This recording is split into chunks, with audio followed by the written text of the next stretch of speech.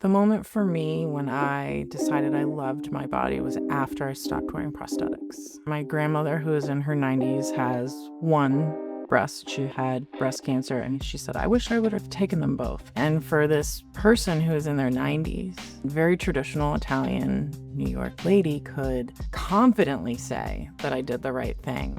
I needed to do that by not wearing prosthetics and just saying, this is it. I'm Julianne. I'm 39. I carry the CHEK2 genetic mutation, and I'm from the Chicago area. I am turning 40 this year, which is super exciting. I have 2 kids. I'm married to my high school sweetheart. It seems like cancer has always been part of my life. My mom's only sister died from breast cancer. My grandmother had breast cancer. In 2012, I found a lump, and I did genetic testing. And at that point, the CHEK2 gene was of insignificant variance, meaning I didn't know what it was or why it was. In 2020, I got a call that it had been classified as a negative mutation and I needed to retest. I came back. It's a positive genetic mutation as expected. And then I decided to have a mastectomy after having children. Went flat. Stayed flat, I guess I should say. I have plenty of people in my life who have breast cancer and have implants and live perfectly normal, wonderful, full lives. For me, when I was having surgery, I was taking something potentially hazardous out of my body. I didn't want to put anything else back in. The first plastic surgeon I saw told me he didn't do that, whatever that meant for him. And then I ended up with a phenomenal surgeon. So I have what's called aesthetic flat closure, which at the time was not considered a breast reconstruction surgery, and insurance did not cover the surgery, the closure of it. But I had a phenomenal surgeon and I was at a teaching hospital. So I went in and was told not to answer any questions, just plead the fifth if anyone asked why Dr. Clancy was there.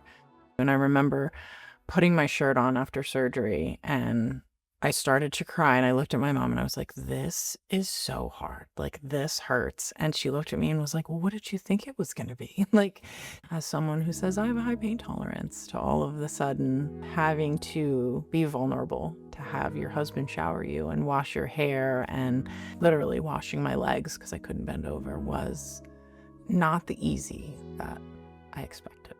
But he's like a magical unicorn. He is kind and he is patient. And I remember the moment so vividly of taking this binder off and looking at my chest and thinking like, oh shit, what did I do? He looked at me in my face and he looked down and he looked back up, and that was it. Like, there was never a moment when he felt I was less than, and I knew that. To him, I am me and I am it. And I have been since we were 16.